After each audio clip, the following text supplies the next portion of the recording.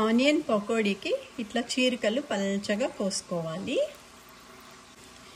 ఇప్పుడు దీంట్లో గరం మసాలా వేస్తున్నాను, హోమ్ మేడ్. కొంచెం పసుపు, రుచికి సరిపడే సాల్ట్, మసాలా కారం, ఫ్రెష్గా ఇంట్లో చేసిన అల్లం వెల్లుల్లి పేస్ట్, కొంచెం కరివేపాకు.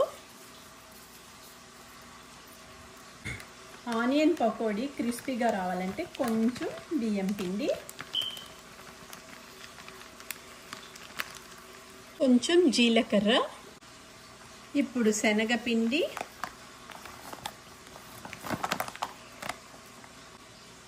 కొంచెం పచ్చిమిరపకాయ తురుము. ఇది శుభ్రంగా నేను చేయితో కలిపేస్తాను. కొంచెమే నీళ్ళు వేసుకోవాలి, ఆనియన్లో ఎక్కువ వాటర్ ఉంటుంది కాబట్టి.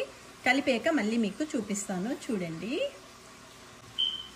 చూడండి ఆనియన్ పకోడీ పిండి కలిపేసుకున్నాను. పకోడీ అంతా అయ్యాక మళ్ళీ మీకు చూపిస్తాను. చూడండి ఇట్లా కలుపుకోవాలి.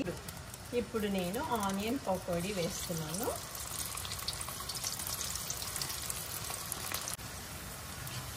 చూడండి ఆనియన్ పకోడీ రెడీ అయిపోతుంది.